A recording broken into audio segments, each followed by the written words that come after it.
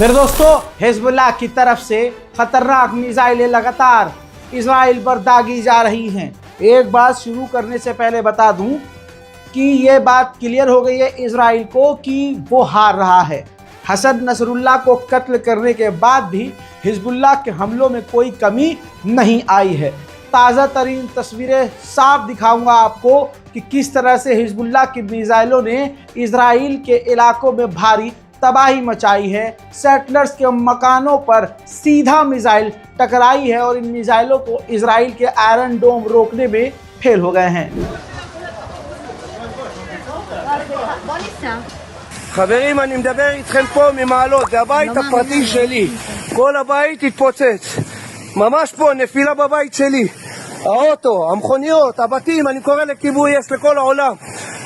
יש שם אנשים בלכודים בתוך הבית. שמרו על עצמכם, זה לא צחוק. वहीं मेरे दोस्तों, ग्राउंड पर इजराइल को कड़ी टक्कर लेबनान में देखने को मिल रही है।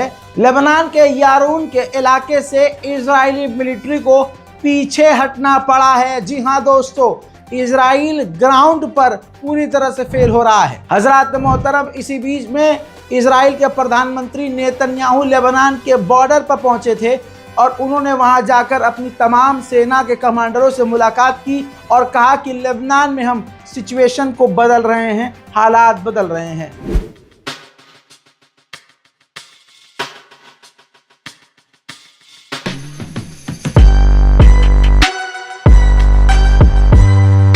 वहीं मेरे दोस्तों, एक बार फिर से हिजबुल्लाह के रॉकेट सीधा वहीं जाकर गिरे इजराइल में जहां पर इजराइल की मिलिट्री बॉर्डर पर मौजूद थी। कई इजरायली सैनिकों की घायल होने की खबर है। उधर लेबनान के हालात बताऊं तो लेबनान के हालात इतने सख्त हैं कि लेबनान की गवर्नमेंट ने तमाम स्कूलों को खोलने से इनकार कर दिया है, पोस्टपोन्ड कर दिया है। अभी लेबनान में स्कूल और यूनिवर्सिटीज़ बंद रहेंगी। लेबनान की तरफ से कड़ी टक्कर देखने के बाद इजराइल ने अपने बॉर्डर के 3 और इलाकों को, इजरायली इलाकों को मिलिट्री जोन बना दिया है ताकि वहां पर कोई सेटलर्स, कोई आम नागरिक ना पहुंच सके। वहीं मेरे दोस्तों, कमला हैरिस जो राष्ट्रपति पद का चुनाव लड़ रही हैं, उन्होंने अपना असली मुखौटा दिखा दिया है और कह दिया है कि हम यानी अमेरिका इजराइल पर जंग रोकने के लिए, हमला रोकने के लिए प्रेशर नहीं बनाएंगे। मेरे दोस्तों, इधर इजराइल और फ्रांस के बीच तनाव हो गया है। लेबनान और गजा पर बमबारी को देखते हुए, अपने मुल्क में लोगों को सरकार के खिलाफ गुस्सा देखते हुए फ्रांस के राष्ट्रपति इमैनुअल मैक्रोन ने कहा कि हम इजराइल को हथियार अब नहीं देंगे। ऐसे में तुरंत बिना सोचे समझे पब्लिक के सामने आकर नेतन्याहू ने सीधा सीधा अटैक किया मैक्रोन पर और बुरा भला कह दिया।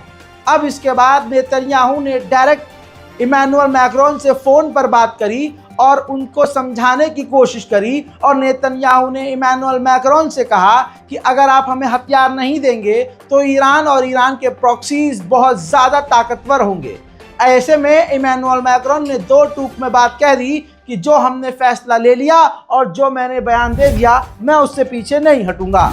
हालात इतने ख़राब हैं, किसी भी देश में जब जंग छिड़ती है तो भले ही कुछ लोग बड़े खुश होते हैं लेकिन तमाम नागरिक परेशान होते हैं। अब इजराइल के 86% यहूदी लेबनान और इजराइल के बॉर्डर के पास रहना ही नहीं चाहते। दोस्तों, आज 7 अक्टूबर है। आज ही के दिन हमास के ग्रुप ने इजराइल के अंदर हमला किया था और तब से ये जंग चल रही है और आज ही के दिन का वादा था कि ईरान पर इजराइल हमला करेगा या आज से 3-4 दिन के अंदर इजराइल हमला करेगा। हजरात, आधे से ज़्यादा नागरिक, जी हाँ, कहा जा रहा है कि अब विदेश जाने को सोच रहे हैं, यानी यहूदी समुदाय के लोग इजराइल छोड़कर परमानेंट किसी दूसरे देश में बसना चाहते हैं। वहीं मेरे दोस्तों, सीरिया के अंदर एक ईरानी कंपनी जहां कार बनाती थी, ईरानी कंपनी, उस कंपनी के आसपास इजराइल ने फैक्ट्री के आसपास सीरिया में बमबारी की है।